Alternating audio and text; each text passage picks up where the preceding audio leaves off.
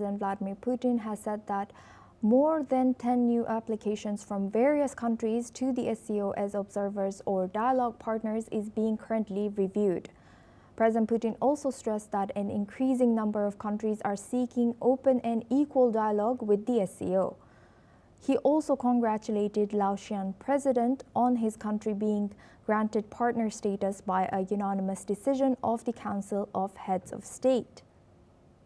Now we go back to our guest discussion. I would like to go to Mark. Mark, how do you see Laos now added to this bloc, and what do you think they bring to the table? Ever expanding, isn't it? Because people, again, as was just said by a wonderful guest from Taiwan, it is about, with all these countries, they are either building up their strategic alliance in regard to defense, in regard to their own security, but also then seeing that there is an economic markets to then move into.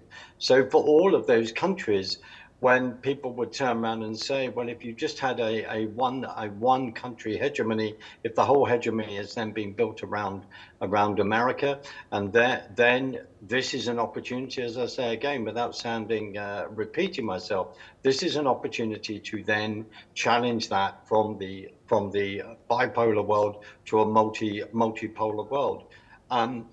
The other thing is there was a constant discussion in regard to nationalism and countries then standing on their own with their own culture, their own language, etc.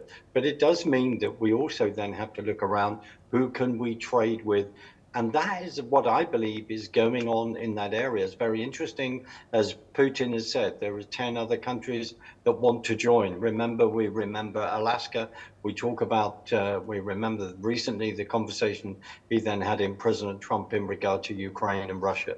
They are then looking at all the other countries that they can build alliances with, because they are going to need resources, which they have been taking in regard to the war that they were fighting in Ukraine, which frankly we all want to end as soon as possible and as peacefully as possible.